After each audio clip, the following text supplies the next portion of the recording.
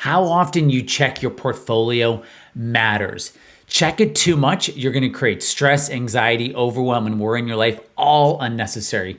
Never check it, ignore it, avoid it, turn away from it, and you're going to create a lot of unnecessary pain too. So the question is, how often is the right amount of time?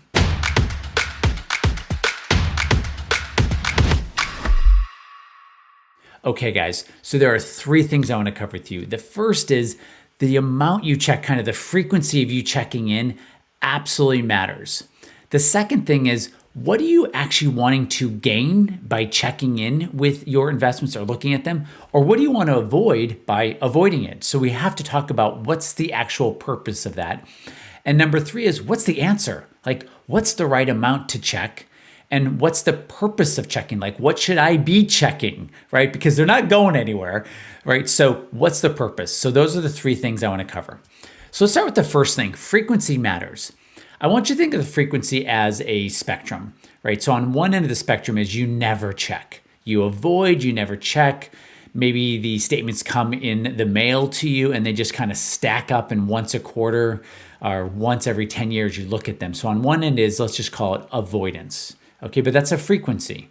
Okay, and on the other end is hourly or 5 times a day, like an extreme. So the first thing I want you to get is, anytime you're ever on an extreme, you're hurting yourself. You're undue. There's undue pain and hurt in your life. So the frequency actually matters. Now, it depends what type of investor you are, right? So if you just own the S&P 500 with dividends reinvested, and that's what you own, and you put $1,000 in it a month, and let's just say you're never going to change your approach, whether the market's up or down 50%, the frequency of that is really, for that, it could be 0. You don't need to check if that's your approach, okay? The other is, you have a trading account. You're trading 10% of your portfolio, and you need to make sure your investments are okay.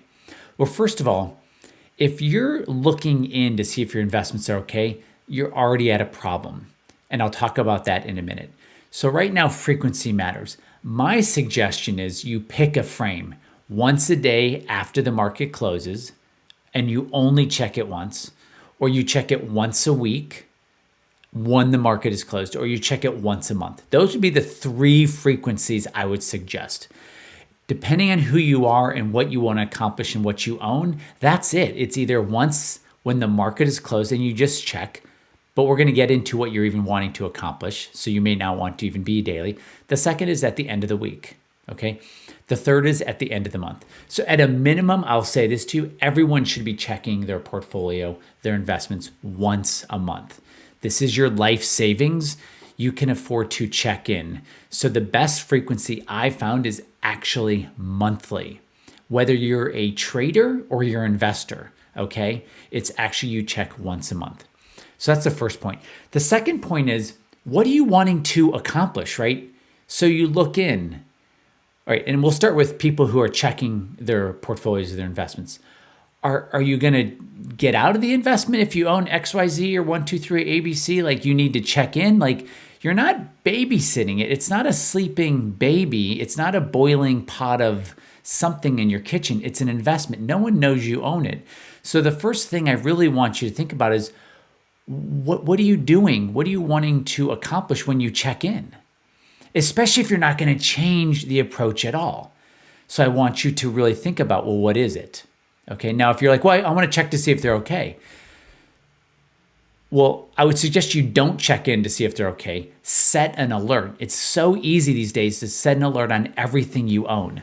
A simple alert you could just set is, if what I own falls by 10%, email me. So if you own XYZ, ABC, or 123, you can just set an alert that if it falls 10%, you get an email. That's not so you can go, when it falls 10%, to sell it, but it's like, oh wait, if it's not even down 10%, I don't even need to check it.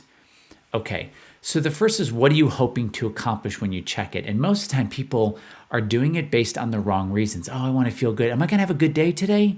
Am I going to like my life today? Am I going to be nice to my spouse and kids and fellow colleagues because my portfolio's up? Or is it's down, I'm going to yell at traffic, kick the dog, throw the printer across the room, right? So that's a problem if you're looking to see if you're a good person or you're going to have a good day based on whether your positions are up or down. Now, the other side of this, I'm still on the second point, is if you're avoiding it completely, what do you hope will work out by completely avoiding? And this makes sense, right? Because the thing with investing is it's connected to our identity. So I understand why people want to avoid, because if they look in and they don't like the number, whatever that is, then they're going to have to load up all of that mad or sad or scared, and they won't know what to do with those feelings. So what they say to themselves is, well, if I don't look, then I can pretend it's just okay. And that's also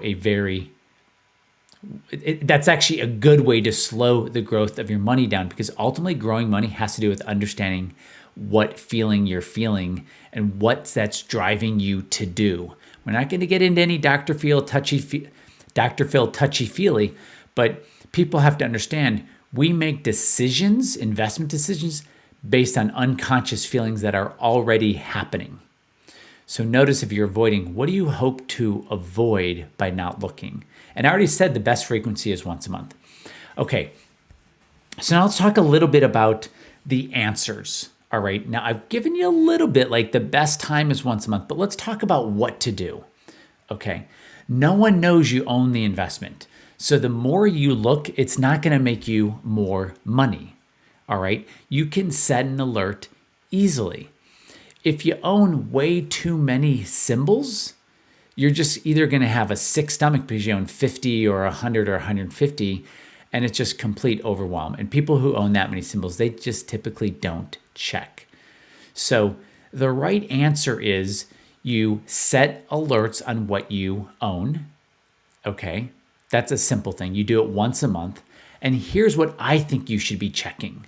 Okay, so when you look in, I think what you should be checking is you own 10 symbols.